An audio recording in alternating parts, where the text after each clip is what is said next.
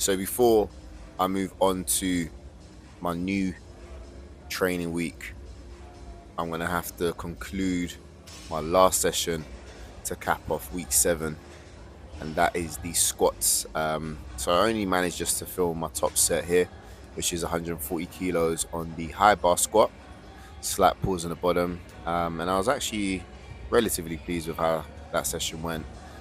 Wasn't as much pain in my knee, which was good, and just able to again slowly work my way up without much discomfort. It's still slightly disheartening that I'm not able to push as hard as I'd like to, but again, with injuries you do have to train smart and not just hard, so I did what I could there. Then we move over to day 1 of week 8.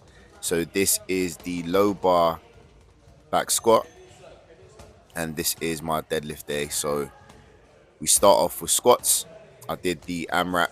I just feel like in terms of, again, the injury, as opposed of doing the speed work that I was doing before, I'd rather just AMRAP, getting as many reps as I can, still keeping 3 reps in reserve. Last week I did 10. Today I worked up to what I thought was 15, but it was actually 16 reps. So that's what you're going to see here. And the main aim, again, is just to hone my technique, especially back on low bar, which is how I squat in competition. And most importantly, squat with as minimal knee pain as possible. Now, despite getting this amount of reps, unfortunately, the pain was still there, but thankfully it wasn't getting any worse. So I was just happy to, just get through the motions and get some blood back in my legs. Then we move over to the top set of the snatch grip deadlift on a deficit. So this was 200 kilos, nice and quick. And then we move over to the back off set. Again, I'm just doing one, kind of easing myself back in since the virus. Mainly, again, looking at just getting as much work as I can without further fatiguing myself. So this was just one back off set of 140 kilos for 5 reps. And I mentioned before that I was finding it really hard getting in position. So this is why I'm doing touch and go, just so I can really lock in the upper back as I go down and back up, rather than kind of resetting at the bottom.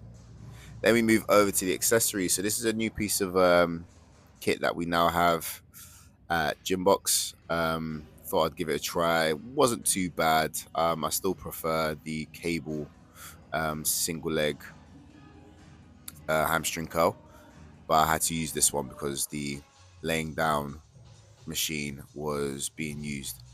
Then we move over to what I wanted to do, which was the deficit Bulgarian split squat. And as you can see there, the bloody padding on top of that parallel slipped off and I absolutely smashed my ankle.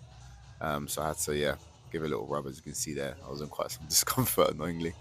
So I thought I'd reattempt it. I was looking around here for the actual stand. So there's actual little stand that we can use, and that's what's supposed to be used to do single leg exercises like the Bulgarian split squat. Unfortunately, I couldn't find it, so I thought if I put a towel over the parallel and then put the padding on top, it would just secure it. And I thought I'd give that a go. So again, still using the BFRs, just trying to get as much rep work as I can, get as much blood into that working muscle.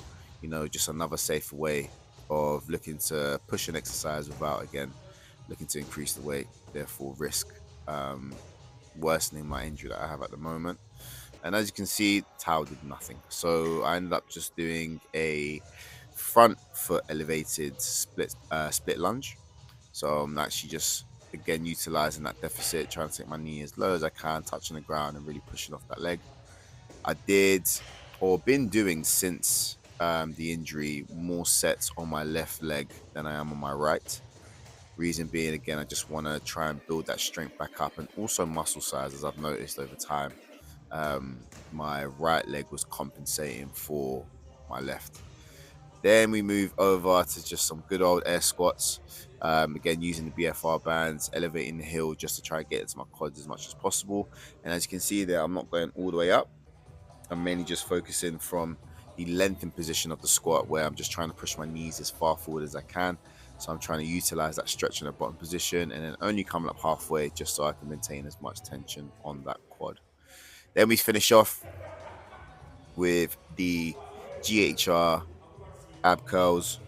using that plate on my back, I've noticed that placing the plate behind my head makes a huge difference to how much my abdominals work. And it's been one that I've been steadily improving over time because the cramps that I get when I do this is insane. So thanks for watching. Day 2 coming up. Like, share, and subscribe.